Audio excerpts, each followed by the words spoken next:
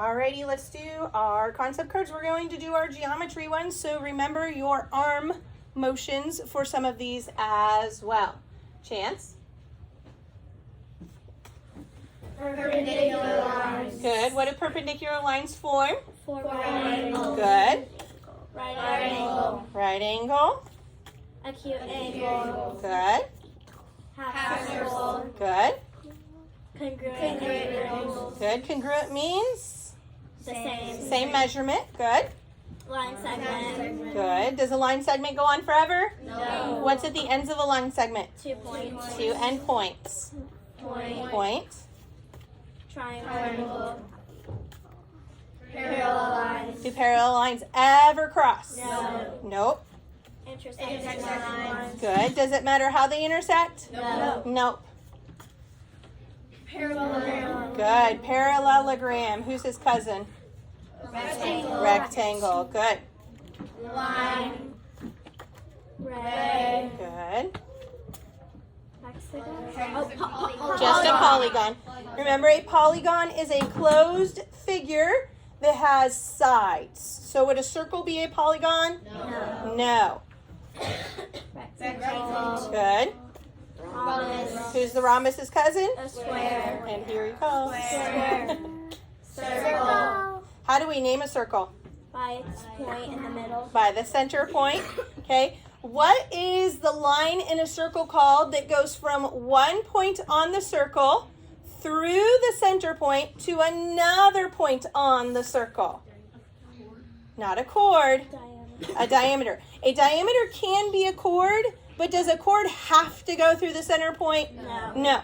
What about if I have a line that goes from the center point to a point on the circle? Radius. Can a circle have more than one radius?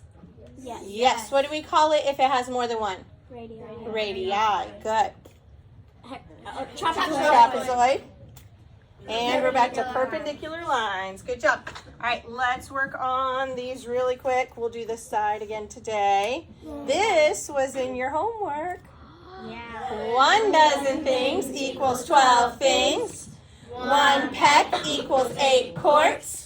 1 pound equals 16 ounces. 1 ton equals 2,000 pounds. 1 tablespoon equals 3 teaspoons. 1 bushel equals 4 pecks. 1 pint equals 2 cups. 1 cup equals 8 fluid ounces. 1 quart equals 2 pints. Thought I had it wrong. 1 gallon equals 4 quarts. Very good. All right, we're going to split up to play knockout. Remember, we have to do it slightly differently today. So we're going to push this way over here into La La Land. Bye, Lala. Okay. All right, let's do this. We're going to split you like we did yesterday for your groups. We're going to do by birthdays. So if you have a winter birthday, that means December, January, or February, I want you to come line up over here. We're going to try and get this as even as we can, quickly and quietly. If you have a spring birthday, that would be March, April, and May. I want you to come line up over here. Okay, if you have a birthday in June, I would like you to line up over here. Okay, we're going to come to the front of table 5 right here and the front of table 1 right there. Not around it, just to the front. I know it's a little different than how we normally do it, where we line up. Okay, and then if you have a birthday in July, I would like you to come over here. See, August over here. Then let me count you. 1, 2, 3, 4, 5, 6, 7, 8, 9, 10. 1, 2, 3, 4, 5, 6, 7, 8, 9. Let's do September over here. I don't think we have any September birthdays. October over here. And then we will probably need to split November. So let's put Leilani and 1, 2, 3, 4, 5, 6, 7, 12. 1, 2, 3, 4, 5, 6, 7. Leilani and Kaylin over here, and then Lana over here. Bailey. Oh, I didn't see you. I thought you were in that line already. So we will be uneven because I think we have an odd number. Bailey, why don't you go over here? Aiden's he's in line. He's a June bug. Okay, don't squish him.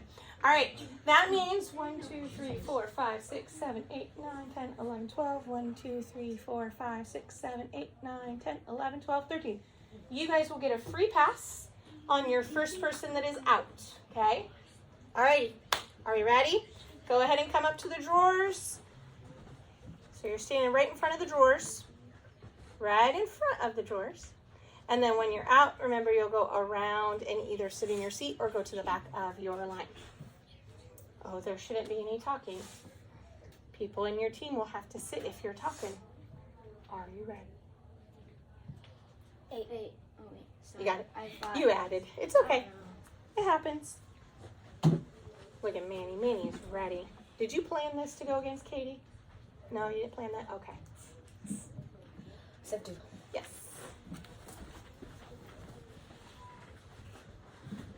16. Yep. Good job. 40. 60. Let's call it a tie. That was hard to decide. 21. Got it. There we go.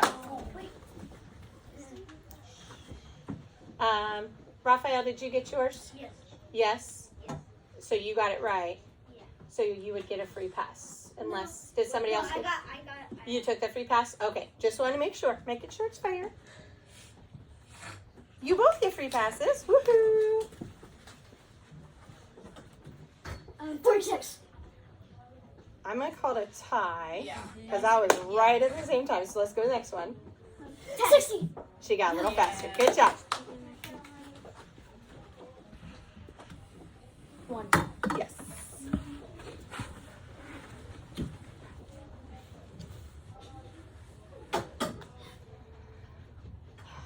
Two. Yeah, a little faster. Chair all the way on the floor, please. 1. Yep. So she should be the only one there. Yep, everybody else can scoot back that way. There we go. 0. Tie. 14. Yes. Good It's pretty even. You guys are doing a good job so far. Oh. No, Grace. Oh, 22. I couldn't tell. I know it wasn't a tie, but I honestly couldn't tell. So we're just going to do another one. 21. Yes, there we go. That's very definitive. 45. I'd rather call it definitively and it be fair. 81. Yeah. No. 88. 88. Whoever said 88 was first. Yes, you. I heard 88 before 99. 2. Number 4. 4.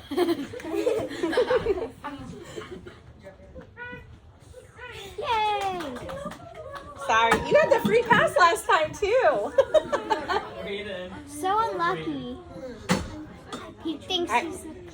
Here we go for the next one. Make sure you're sitting on your bottoms. And then as you're sitting on your seat, see if you can beat them in your head. 15. Yes. 5. Yes. 60. Yes. Yeah. 25. 30. Yes. Ooh, a double knockout. Double knockout. Rough. Chance guy. And it's still pretty. This is about the most even our teams have been. This is kind of cool. 32. Come on, Marie. 20. 16. 16. Yeah, baby. Come on, Caroline. Go, Grayson. That's Caroline. All right, Grayson, it's you versus the girls. Yeah, Grayson. Here we go. 0. Got it. Yay. Come on, Lonnie. Come on, Grayson. 72. Yeah. Yay! All right, so if you were on this team, Then when we go to lunch today, you may grab a treat from the treat jar.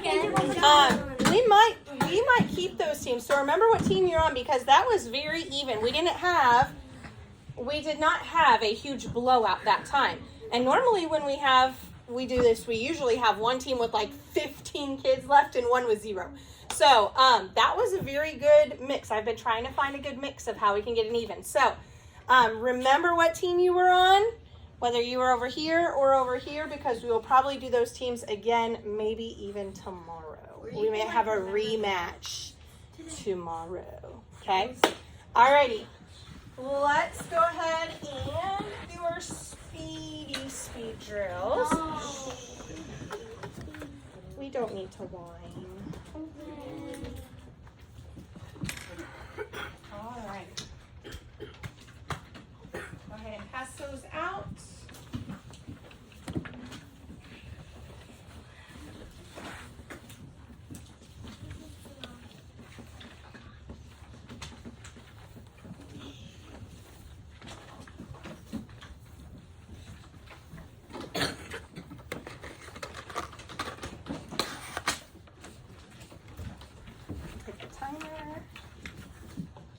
Everybody make sure you have yours.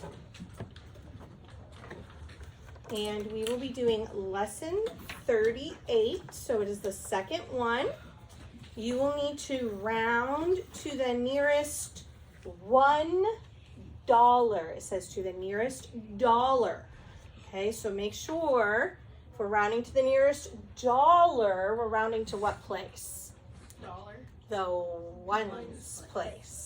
Okay, so be paying attention as you go through and round it to the nearest whole dollar. Yes? So do the two in front stay the same, or do we just leave those out? I can't tell you. We've gone over rounding lots and lots and lots. So think about what we normally do for rounding, and then you're going to have to give it your best shot. Okay? All right, you will have 2 minutes. If you get stuck on one, I suggest you skip and move on to the next one. Okay? Ready, set, go.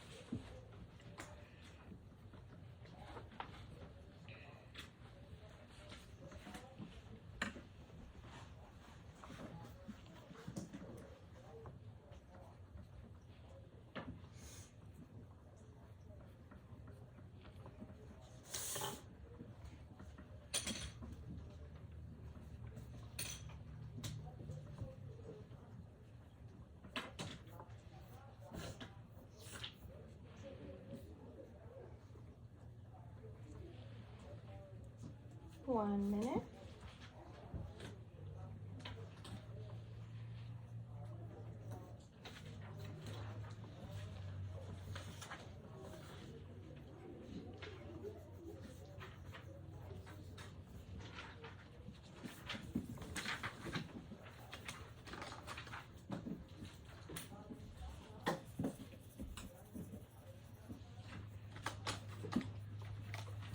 $30 seconds.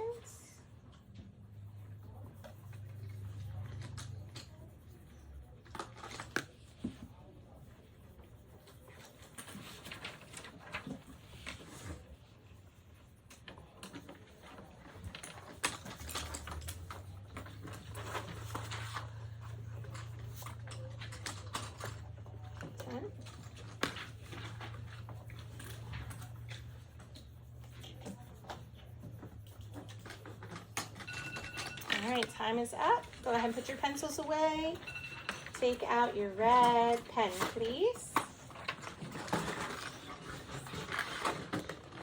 So with these, it is a-okay if you just wrote the dollars and you didn't write any cents, because there's not going to be any cents. So if you did not put a decimal 00, That's okay. Because sometimes when we say I have $5, we just write a dollar sign and a 5. Totally fine, okay? All right, here we go. We're going to go ahead and check them. Your first one should be $743, $7, $1,260. So 1260. If you did put decimal, it should be decimal 00 on all of them. Okay? There should be nothing behind the decimals. And the next one should be $1. The one that's $1.91 should be $2.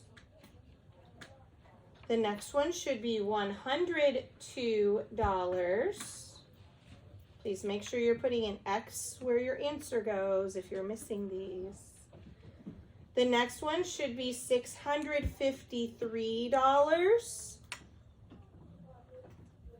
The next one should be $44. The next one should be $365.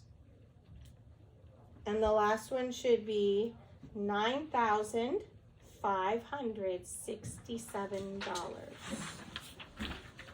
Go ahead and flip it over. Write minus how many in the box. And then pass those in quietly and pass out your page for today.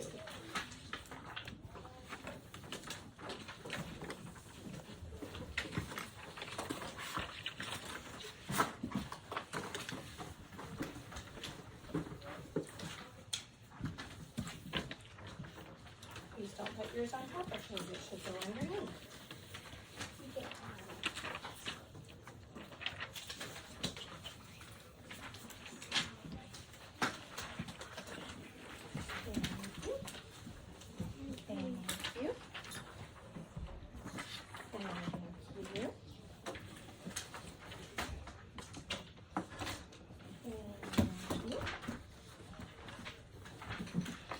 Lots of minus zeros. That's good.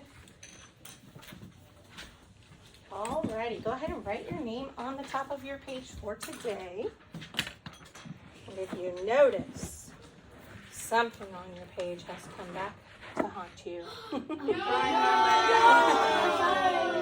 Your factor trees. Factor trees, factor trees. We love our factor trees. Okay, so we are already actually very familiar with how to do this. I'm going to show you another way to do this also. There is a way that Mr. S does prime factorization, okay? So remember, there is a difference between what we've been doing. We've been just finding the factors of numbers, right? The two numbers that when we multiply them together, we get this number. Prime factorization means that we bring it all the way down to prime factors that when we multiply them, we would get the number at the top of the tree, okay? So if we did, let's look at the first one, 24. If we did 2 times 2, what would that be? 4 times 2? 8 times 3? 24. So remember, our check, pencil should be down, our check is when we come down here and we multiply all of these prime numbers together, and we should get the number at the top of the tree. Now, you notice that they gave you 2 different trees for 24. Please take that out of your hair. The first one, they started off by multiplying 4 and 6. Does 4 times 6 get me 24? Yes. Yes. And then from there, we factored out 4 because 2 times 2 gets us 4. And then we factored out 6 because 2 times 3 gets us 6. This one, instead of starting with 4 and 6, they started with what? 2 and 12. Does 2 times 12 get me 24? Yes. I had to do a few more splits as I come down. We just keep bringing that 2 down until we get to the bottom. But for 12, I did 2 and then 6. And then we slide that 2 down, and 6 would be 2 times 3. Now, what do you notice about both of the prime factorization at the bottom of both of those trees? Maddie? They both have the same prime numbers. They both have the same prime numbers. Does it matter what fact we start with? No. Nope, as long as it equals the number at the top. Any fact we start with, as long as it's a correct fact, will get us the correct factorization at the base of the tree. Now, are you ready to find a new way to learn factorization today? Oh no. Yes. So we can use the trees, and we're going to talk about why this is important. And just even talking to Mr. S yesterday, he was telling me all of the ways, because I told him I was teaching factor trees again today, and he was telling me all of the ways in 6th grade that you are going to have to use prime factorization. So it is super duper important that we really have a good grasp on it, because he's going to use that a lot. And he showed me a cool way that they use it with fractions. Okay? It's really, really neat, because right now we're working with fractions that are really small numbers for the most part. Okay? We can put their factors together. But we were talking about it yesterday, and he goes, well, what are the factors of 735? 1 times 735. I know 5's a factor because it ends in a 5. But other than that, you would have to list out all these crazy factors and do so much division. So when we were talking, he was saying how they use the prime factorization to find the greatest common factor for all of their fractions to reduce them down. So it was really neat. So let me show you another way that you will learn how to do prime factorization. It is called a factor ladder. Okay, so the factor ladder would have 24 at the top. Okay, and we're going to make ladder rungs. Okay, you can make it look like a ladder if you really want to. You can draw your ladder line down that side. Okay, whatever you want if you're needing it to look like a ladder. And then we are only going to use prime numbers that we know can go into 24. So tell me one prime number that we know just by looking at 24 will go for sure. 3. There's another one that I think would be even easier. What is 24? 24 is even. What do we know goes into every even number? 2. So we would start with 2. And our factors are going to end up on the side here. Okay? Well, how many times does 2 go into 24? 12. So I have 12 left. What can go into 12? What is 12? Even. So what do we know automatically goes into it? 2. How many times? Put that here. What do we know for sure goes into 6? 2. And what do we have left? 3.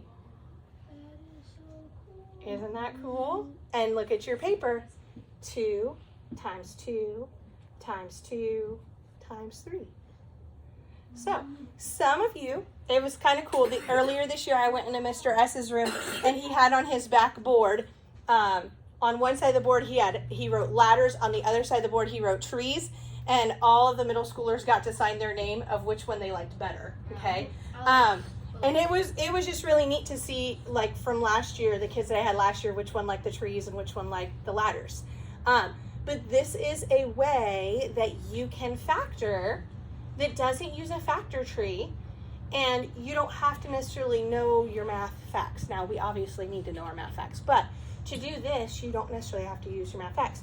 Well, let's look at the other tree that they gave us. They gave us 36, which we did 6 times 6, and then we did 2 times 3 times 2 times 3. Or you can start with 4 and 9. You get the same numbers. Does it matter which order your factors are in? No. Not when we do prime factorization.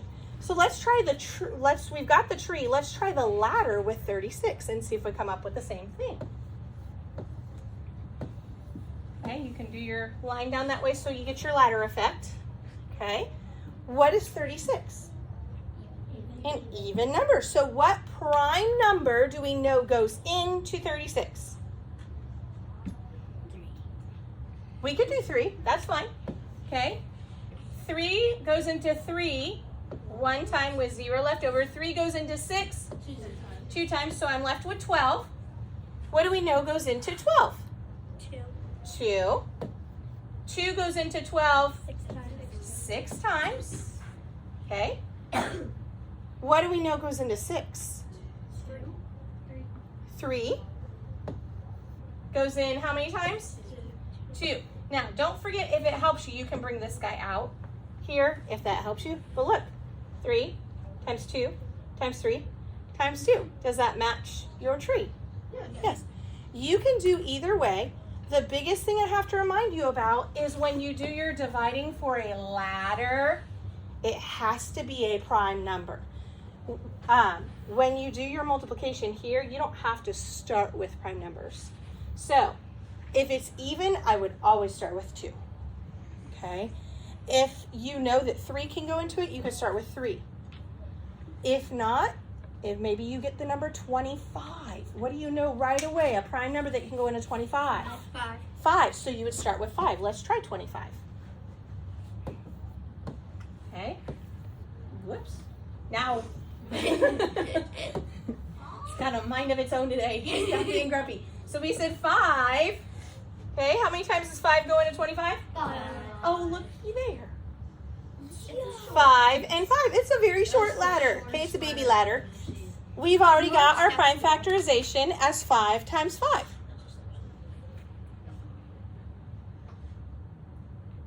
Make sense? Yep. Yes. When we're doing it down here, could we use the ladders? I am A-okay. If you prefer, after seeing the ladder, if you understand it and you're good with it, I am totally fine with on the bottom. And we're actually gonna do that part together, so we're gonna use both. We'll probably do both for each one, just to have that practice. Mr. S said that many of his kids prefer ladders over trees, which is totally fine. Sometimes it just has to do with the way that your brain works. Some of you are going to like trees better. Some of you are going to like ladders better. And it's just because of how your brain processes math.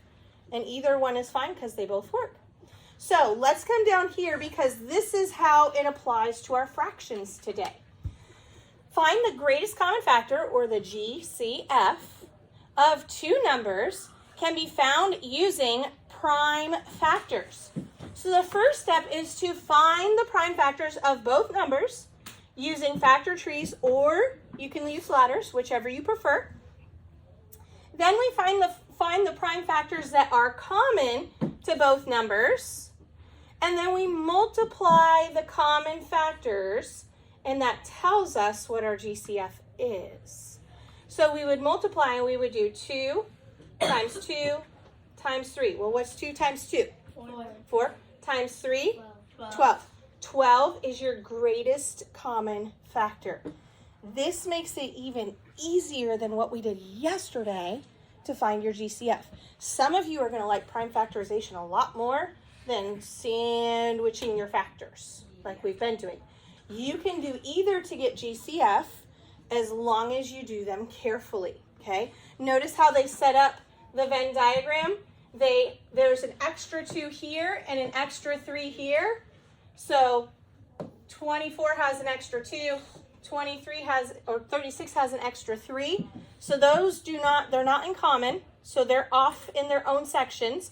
But our common ones are 2, 2, and 3. So we would do 2 times 2 times 3 equals 12. Yes. Every time that we do it like the second way, would we make the Venn diagram every? You do not need to make the Venn diagram. My suggestion would be just to circle like we have been doing. Circle your common ones and then multiply those together. Would you like to see how to reduce fractions with factorization? Yeah. This is cool. Okay? Yes. So with the ladders, would we just look at Tawny. the numbers that? With the ladder, so let's go up here. Let's pretend, if we were doing 24 and 36 with the great big line through it, okay? What I would suggest is doing this and just lining them up, doing 24 is 2 times 2 times 2 times 3. 36 is, and then write these. I would put your 2's first. 2 times 2 times 3 times 3. So if you do the ladders, I would then line them up. And for me, I would do them least to greatest. It doesn't matter because of the commutative property, what order they go in. But I would do them least to greatest because it's easier to circle. Oh, so we can still use the ladders. Yep, you can still use the ladders. You're just going to want to actually list them out. Either, whether you use ladders or trees, you're still going to want to list them out so you can circle the ones that are common. All right, this is fun. Okay, let's pretend we have the fraction 24, 36. And we want to put that in lowest terms. Okay, that's what started this whole conversation, is why we were doing lower terms and then lowest terms. So, you can use prime factorization to do this. This was a cool trick that he showed me yesterday. So, 24, your prime factorization is 2 times 2 times 2 times 3. 36, your prime factorization is 2 times 2 times 3 times 3. There's your fraction bar. Okay. Now, for some of us, this may be a little bit out of our reach right now, but that's okay. If you do not understand this, no big deal. But I want to show it to you because I think some of you will grasp it, and it's kind of a cool thing. Okay. When we do fractions, if we do it like this, we can do what we call cancellation. Okay. And we're going to learn that when we get further along into fractions. But 2 over 2 is what? 1. 2 over 2 is? 3 over 3 is? There's your reduced fraction. 2/3. Isn't that cool? Now, I've learned cancellation before, but I've never learned it that way. I haven't either, so when he showed me that, I thought it was really neat. Now, sometimes you might have 2 numbers left on the top or 2 numbers left on the bottom. You would then just multiply those together, and that would be your numerator, or that would be your denominator. Okay, I'm trying to think of one that would give us 2 numbers on the bottom. This is all for free. It's extra and it's super cool. Let's try 15 and 23. I don't even know if this 25. is 23. Let's do, no, I don't want to do 15 and 30.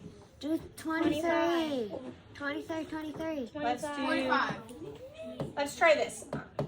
I'm not sure if this one will give me 2 numbers on the bottom. We'll see. What are my, if I were to do the factor tree for 15, okay, or the factor ladder, what goes into 15? That's prime. 3 times 5. We can do either one, and then we get 3. So this one would be 5 times 3 for my factors. Okay. If I do my ladder for 35, 5 and 7. 5 times 7. This would cross out, and we would have 3 7s. Okay. I'll have to finagle. I'll have to find one where we get 2 numbers left on the top or 2 numbers left on the bottom and show you how to do that. Okay? Yeah. So when we do get 2 numbers on the top and bottom, will we add both of them? You would multiply. So let's just pretend this isn't going to be equivalent. Okay. Let's just pretend you were left with this. Okay. Let's pretend that that's what you were left with. You would do this. What's 3 times 2? 6. And then you would just bring that 7 over. Okay. So if you had 2 numbers left, you would just multiply. Same if it was on the bottom, you would just multiply them and bring it right over. Okay? Pretty cool, huh? So we Yeah. can do that same thing. And then You can do that to reduce fractions. When I was talking to him yesterday, we were kind of like doing all this neat stuff. He said that he really encourages them to reduce their fractions like this. It's much simpler because they have such huge numbers that they have to work with. So if you understand this and you can do it, fantastic. If you're like, I'm a little confused, it's a little out of my grasp, that's totally okay. You can just keep doing what we're doing, okay? But for some of you, this makes sense. And if you can start practicing it now, you'll be a pro at it by the time you get to Mr. S, and he'll be like, you're the best kid ever. Yeah, he might buy me coffee. I don't know. Okay? All right, let's look at the bottom of your page. That's a really cool way. It is a really cool way to do it. I thought it was super neat, and I wanted to show you. Yes? So what if you were you were dividing like using the ones Uh-huh. for 24, but could if you I know it would take longer, but could you divide like 5? Like so 24 divided by 2, and then divide out the factors, and then divide out I think it'd be You could. I don't know that you would want to do that.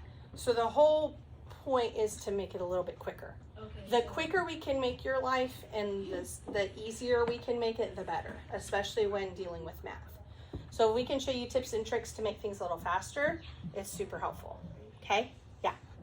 What if the instructions were to say for you to use factor trees, but could you use like the ladder? I'm fine if you use a ladder, as long as you do it correctly. Yep.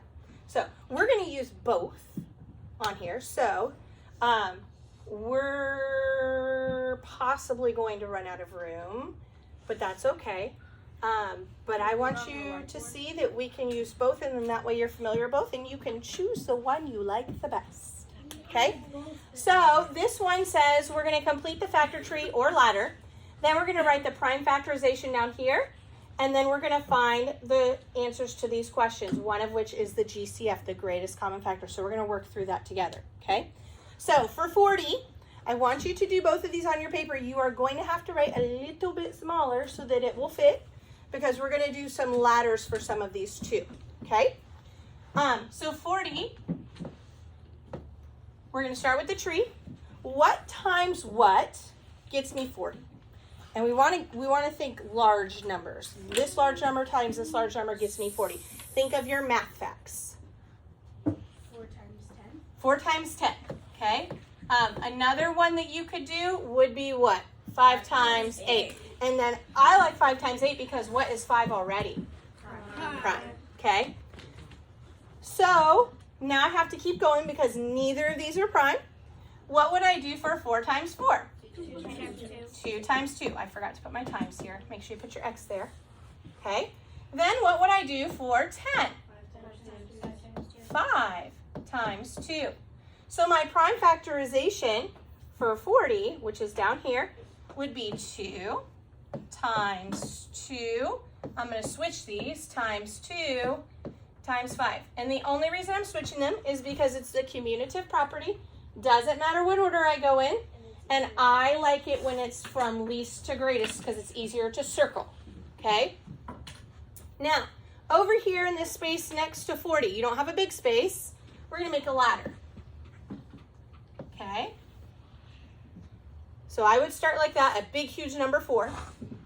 Put 40 on the top rung of the ladder, okay? 40 is a what number? Even number. Let's please try to keep those quiet, okay? All right, so 40 is an even number. So what is it divisible by? 2. Okay? You could start with 2. If you wanted to start with 5, you could start with 5 also. Okay? Either one. You can't start with 20 because is 20 a prime number?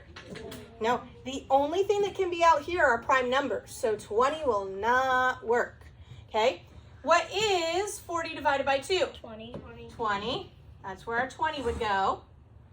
Okay, what do we know can go into 20 that is a prime number? 5. We can do 5.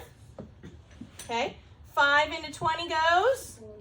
4 times. Is 4 prime? No. No, we're not to the bottom of our ladder yet. What can go into 4, Kaylin? 2, and 4 divided by 2 is 2. So I get 2 times 2 times 2 times 5. Works both ways. Yay. All right. Now, it says 28, but I'm not seeing 28 up there. 28 is at the very It's end. at 3, number 3. Okay, we'll get there. We're just going to do all of them, and then we'll fill it in down there. All righty. It's because I've got it blown up so big. Let's do a factor tree for 64. What times what gets you 64? Lena?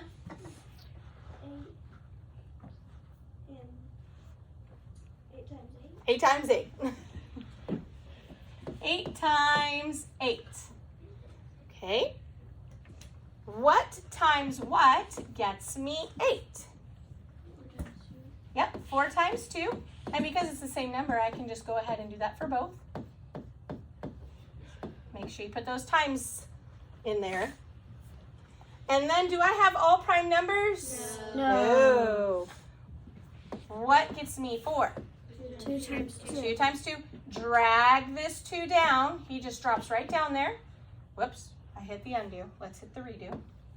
4 again, we get 2 times 2. Drag this 2 down. Wowzers. 2 times 2 times 2 times 2 times 2 times 2. Who remembers how else we can write that? Brayden? Oh, the light bulb just went off. Maddie?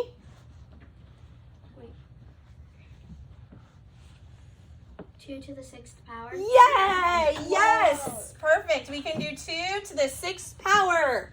So you can write that underneath of there just for fun, okay? Because we don't want to forget how to do that.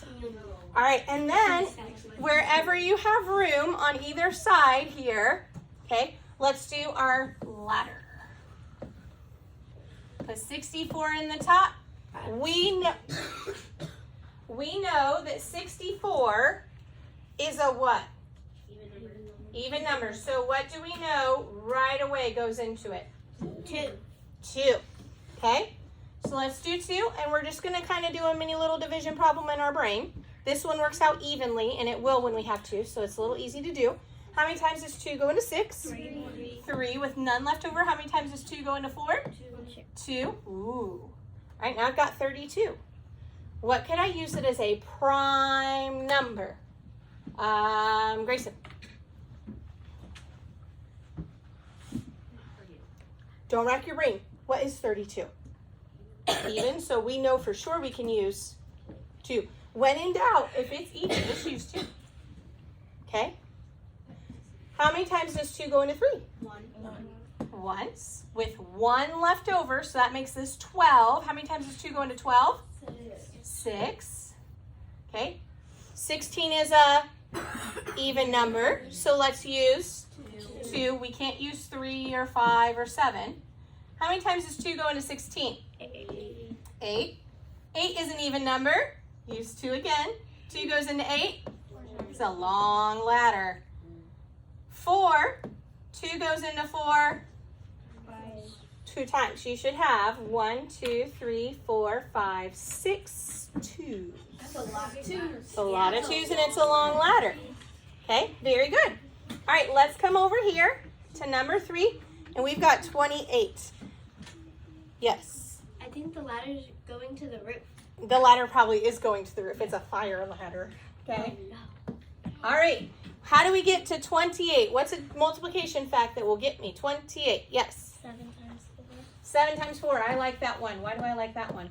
7's a prime number. 7's a prime number. I don't have to do anything with him. What do I have to do with 4?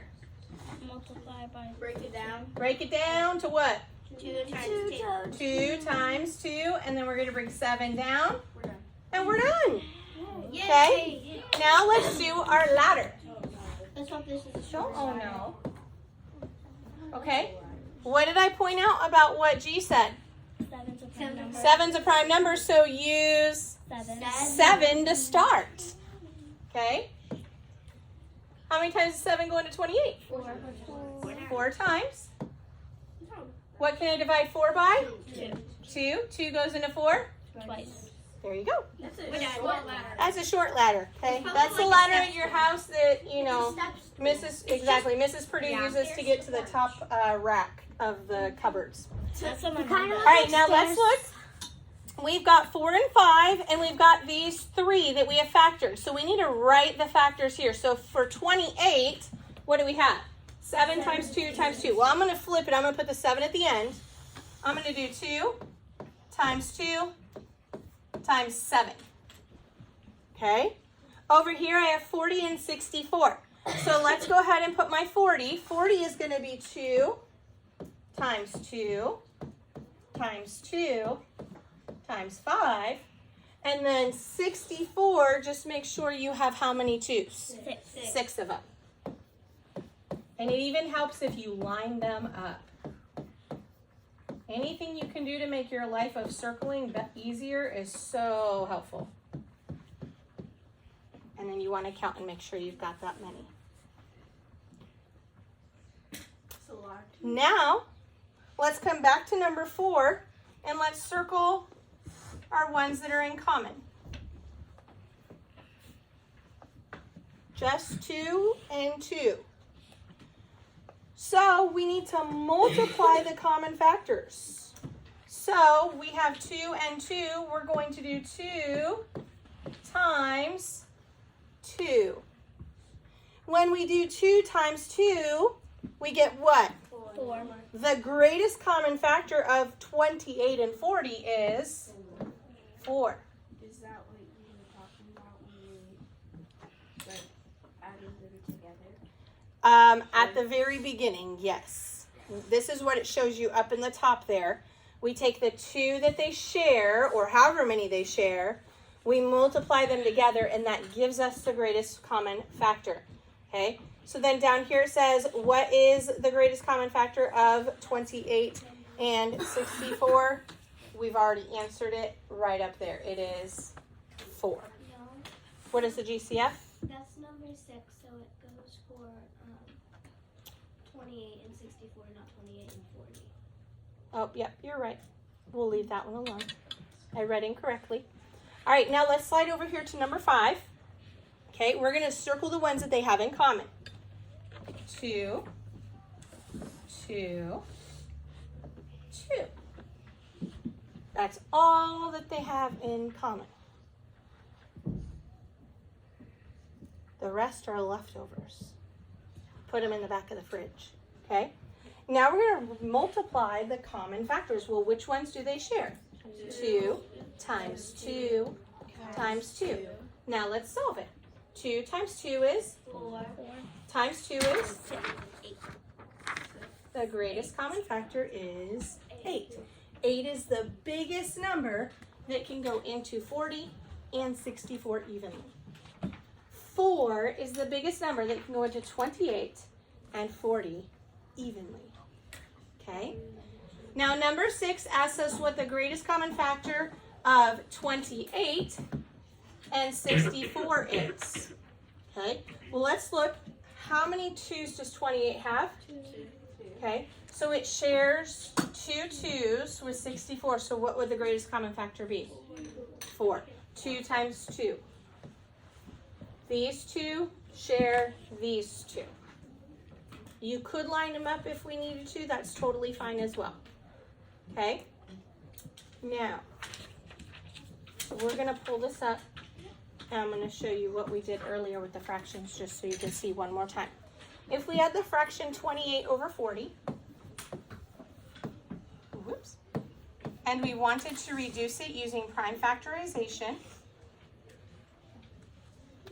we could do this. The prime factorization is 2 times 2 times 7.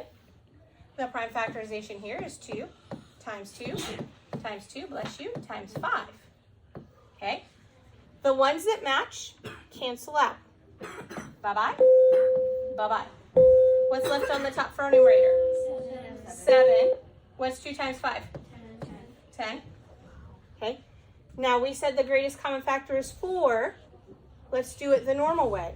What's 28 divided by 4? 7. What's 10 divided by 40 divided by 4? 10. I love Gets us the same. Let's do this one, 40 and 64. Okay, 40 over 64. Okay, let's do our prime factorization. That has to be a long line. 2 times 2 times 2 times 5. Here we're going to do 2 times 2. Does everybody see where I'm getting this, by the way? Yes. All these times 2's. It's just what I wrote up there. 1, 2, 3, 4, 5, 6. Making sure I have 6. It's easy to lose track. Okay, that cancels, that cancels, that cancels. What am I left with on the top? 5. 2 times 2 is? 4. Times 2 is? 8. What did we say the GCF was? 8. What's 40 divided by the GCF 8? 5. Bailey. What's 64 divided by 8? 8. Boom. Pretty cool.